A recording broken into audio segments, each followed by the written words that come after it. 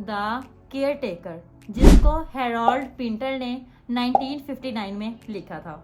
ये ड्रामा सबसे पहले अप्रैल 27 को 1960 में फर्स्ट टाइम परफॉर्म किया गया था। बेसिकली जो है ये एक ड्रामा है, और ड्रामा का मतलब क्या होता है, ऐसी चीज जिसे हम परफॉर्म करें स्टेज पर।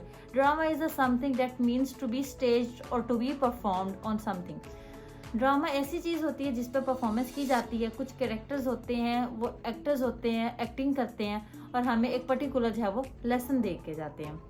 अगर हम केयर टेकर की बात करें, सबसे पहले अगर हम इसके टाइटल की ही बात करें, caretaker, someone who takes care of others, कोई ऐसा बंदा जो दूसरों का ख्याल रखता है, कोई ऐसा बंदा जो दूसरों की टेक केयर करता है, उस इंसान को हम केयर टेकर कहेंगे, ख्याल रखने वाला कहेंगे।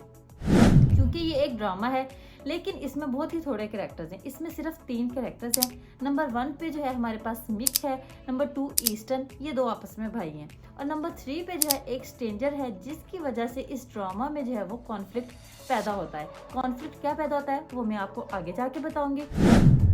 ईस्टन और मिक जो है वो 2 भाई हैं और दोनों का आपस में अक्सर औकात झगड़ा रहता है। जो ईस्टन है वो एक डिसेबल पर्सन है और वो ये चाहता है कि कोई घर में मौजूद हो, क्योंकि उसका भाई उसका कोई ख्याल नहीं रखता है। ऐसा पर्सन घर में मौजूद हो जो उसका हर टाइम ख्याल रख सके, उसके घर की, उसके कमरे की, उसकी चीज़ों की सफाई कर सके। ईस्टन जो है वो डेविस को अपने घर ले आता है। जो डेविस है, ये इस स्टोरी में क्लाइमेक्स लेके आएगा। जो डेविस है वो एक होमलेस, बेघर, मजबूर और गरीब किस्म का आदमी है, लेकिन वो एक अलग ही मिजाज रखता है।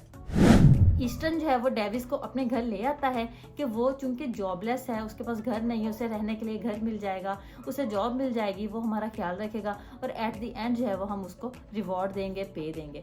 लेकिन जो डेविस है वो एंड पे कोई जॉब नहीं करता है और जवाब दे के चला जाता है। वो क्यों जवाब दे के जाता है मैं आपको आगे जाके बताऊंगी। ईस्टन जो है वो डेविस को घर ले आता है। मिक जो है इस बात को बिल्कुल भी पसंद नहीं करता है कि ईस्टन जो है वो इसको घर क्यों लेके आए, क्योंकि डेविस है जैसे ही वो घर आता है उनके घर की, कमरे की सूरत हाल देखता है और वहाँ पर बिल्कुल भी सफाई नहीं है, चीज़ें बिखरी हुई हैं, इंतशार का शिकार हैं।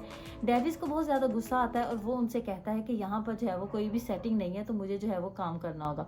मिक जो है वो इस चीज़ को बिल्कुल भी पसंद नहीं करता। वो कहता है कि हमारी चीज़ों के साथ तुम कौन होते हो इंटरफेयर करने वाले, जबकि ईस्टन उसे बताता है कि इसको मैं ही लेके आया हूँ ताकि ये हमारी चीज़ों को सेट करे, हमारे घर की सफाई करे और हमारा ख्याल रख सके।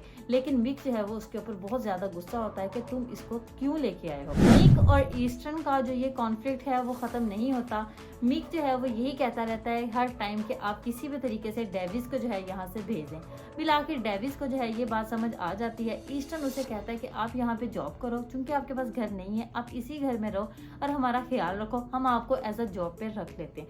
लेकिन डेविस को भी ये चीज़ पसंद नहीं आती, क्योंकि वो भी किसी और मिजाज के इंसान है, तो वो उसके मुंह पे जवाब दे देता है कि वो इधर किसी किस्म की जॉब नहीं करेगा और वो ये घर छोड़कर चले जाता है। एट द एंड हमें यही देखने को मिलता है, मिक और ईस्टन जो है उनका आपस में अभी तक कॉन्फ्लिक्ट है और डेविस जो है वो यहाँ से ये घर छोड़ के चला जाता है। अगर हम इसके थीम्स की बात करें तो इसमें हमें 2 मेन थीम्स देखने को मिलते हैं। नंबर 1 पे जो हमारे पास थीम है वो है थीम ऑफ आइसोलेशन, और नंबर 2 पे जो हमारे पास थीम है वो है थीम ऑफ लोनलीनेस। लोनलीनेस इस तरह से है कि हर बंदा जब वो इस इरा में अकेला रहना चाहता है, वो किसी भी दूसरे बंदे की इंटरफेरेंस जो है वो पसंद नहीं करता। इसी के साथ हमारा ड्रामा जो है वो यहीं पर एंड हो जाता है।